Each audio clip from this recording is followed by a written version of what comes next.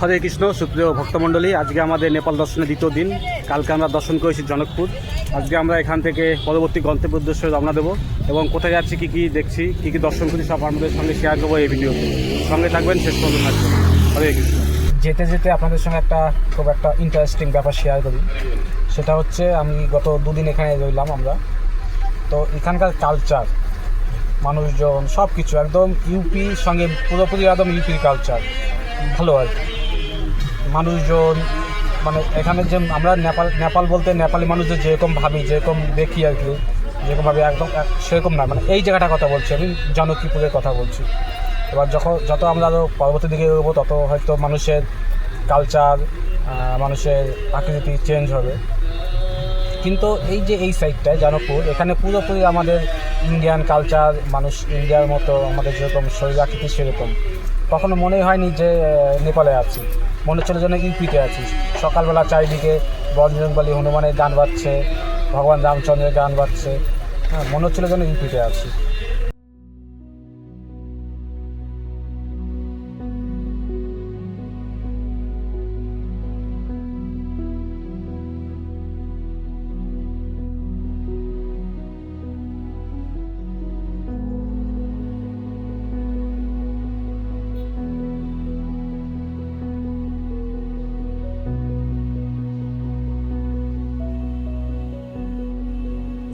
দিনটি ছিল 28শে মে, বৃহস্পতিবার।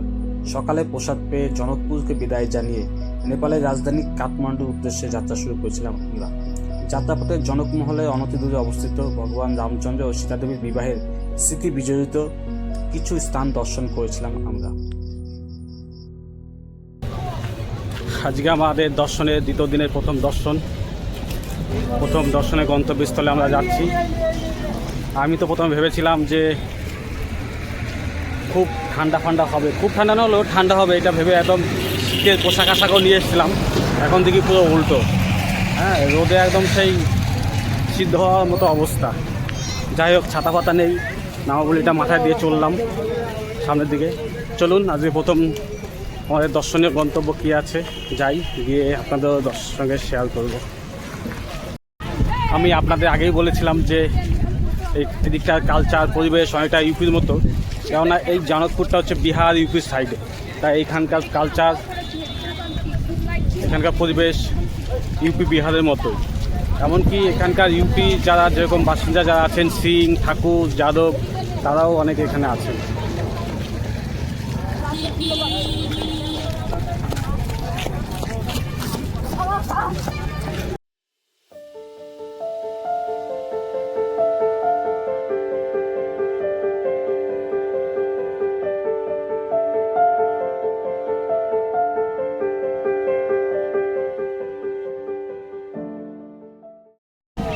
হরে কৃষ্ণ হরে কৃষ্ণ হরে কৃষ্ণ হরে কৃষ্ণ কৃষ্ণ কৃষ্ণ কৃষ্ণ কৃষ্ণ হরে হরে হরে হরে হরে রাম হরে রাম হরে রাম হরে রাম রাম রাম রাম রাম হরে হরে হরে হরে।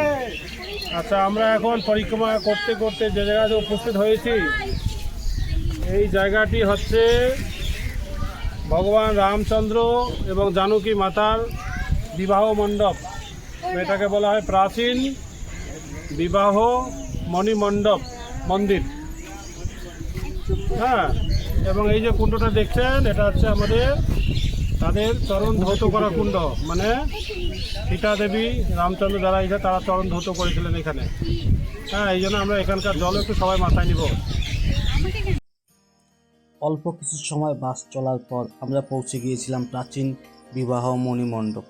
এই সেই দিব্যস্থান যেখানে ভগবান রামচন্দ্র ও সীতা দেবীর বিবাহ অনুষ্ঠানের মালাবদল, অগ্নিসাক্ষী করে 7 পাকে আবদ্ধ হওয়া ও জনক রাজার কুলদেবীর মন্দির আজও বিদ্যমান। সেই সব স্থান এবার আপনাদের সামনে।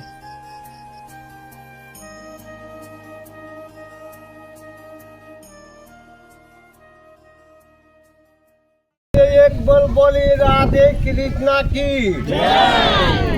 राम सीता की के महारानी की, सौमित्रा माता की, जनक राजा की, दशरथ राजा की।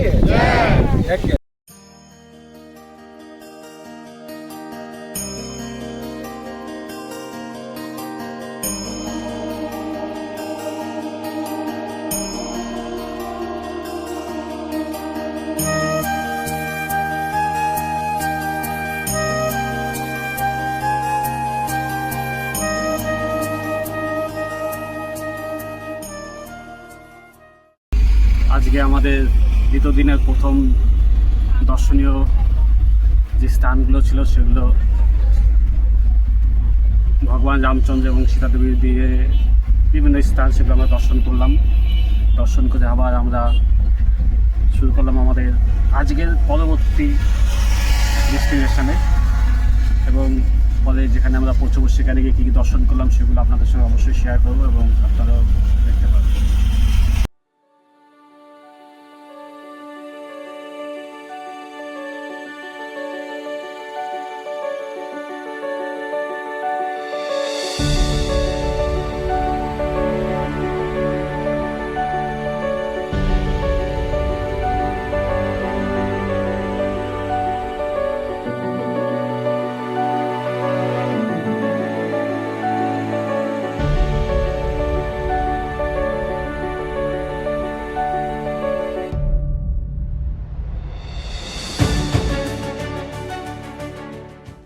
এখন সময় 6:30। আমরা নেপালের রাজধানী কাঠমান্ডুর উদ্দেশ্যে এখন আছি। একটা রাস্তার সাইডে একটা পাম্পের পাশে আমাদের গাড়িটা দাঁড় করালো, এবং পাম্পের পাশে একটা মন্দির আছে, সেই মন্দিরেও আমাদের এখন রান্নাবাড়া হবে। রান্নাবাড়া করে খাওয়া দাওয়া হবে। খাওয়া দাওয়া করে আমরা এখান থেকে আবার পুনরায় যাত্রা শুরু করবো কাঠমান্ডুর উদ্দেশ্যে। কাঠমান্ডু এখান থেকে এখনও 111 কিলোমিটার বাকি।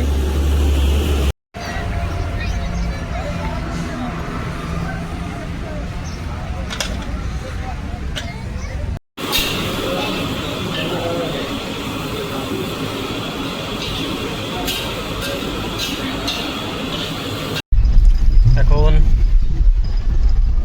বাজে যাচ্ছি 10:30। আমরা কাঠমান্ডু থেকে 100 কিলোমিটার আগে আছি। আমরা আমাদের রাত্রিবেলার, আপনারা দেখেছেন রান্নাবাড়া হচ্ছিল বিকেলবেলা। আমরা রাত্রিবেলা খাবার দাবার খেয়ে দিয়ে এখন চলেছি কাঠমান্ডুর উদ্দেশ্যে। রাত তখন প্রায় 10:30। চারিদিকে অন্ধকার নেমে এসেছে। আমরা রাত্রিবেলার পোশাক পেয়ে পুনরায় যাত্রা শুরু করছি কাঠমান্ডুর দীর্ঘ পাহাড়ি যাত্রা। কিছুক্ষণ আগে বৃষ্টি হয়েছে। ভেজা রাস্তার উপর বাসের হেডলাইটের আলো ঝিলমিল ঝিলমিল করছে। পাহাড়ি আঁকাবাঁকা রাস্তা, একের পর এক মোড়, আর চারিদিকে শুধু নীরবতা। এই রাতের যাত্রার মধ্যে রয়েছে এক অন্যরকম রোমাঞ্চ। বাইরে অন্ধকার হলেও সামনে অপেক্ষা করছে নেপালের সুন্দর রাজধানী কাঠমান্ডু। দীর্ঘ পথ, বৃষ্টি ভেজা পাহাড় আর অচেনা গন্তব্যের টান, এই অভিজ্ঞতা সারা জীবন মনে থাকে। সারা রাত পাহাড়ি পথে যাত্রা করার পর ধীরে ধীরে ভোরের আলো ঘুরতে শুরু করেছে। কাঠমান্ডু আর খুব বেশি দূরে নয়। বাইরে তাকাতেই চোখে পড়ছে একের পর এক অপূর্ব দৃশ্য। বৃষ্টি ভেজা সবুজ পাহাড়, পাহাড়ের গায়ে ভেসে বেড়ানো সাদা মেঘের ভেলা, আর চারিদিকে মেঘ ঢাকা এক রহস্যময় পরিবেশ। হালকা হালকা বৃষ্টির ফোঁটা বাতাসের কাছে যেন প্রকৃতি নিজস্ব সুর তৈরি করেছে। প্রতিটি বাঁক নতুন একটি দৃশ্যের জন্ম দিচ্ছে। মনে হচ্ছে আমরা যেন মেঘের রাজ্যের মধ্যে দিয়ে এগিয়ে চলেছি। এমন সৌন্দর্য ক্যামেরায় ধরা যায়, কিন্তু এই অনুভূতি ভাষায় প্রকাশ করা যায় না। প্রকৃতিকে এত কাছে থেকে দেখার আনন্দই আলাদা। আর কিছুক্ষণের মধ্যেই আমরা পৌঁছে যাব নেপালের রাজধানী কাঠমান্ডুতে। তবে গন্তব্যে পৌঁছানোর আগে এই বৃষ্টি ভেজা পাহাড়ি সকালের স্মৃতি হয়তো আজকের যাত্রার সবচেয়ে সুন্দর মুহূর্ত হয়ে থাকবে। আপনারাও আমাদের সঙ্গে উপভোগ করুন সেই মনোমুগ্ধকর পাহাড়ি সফর।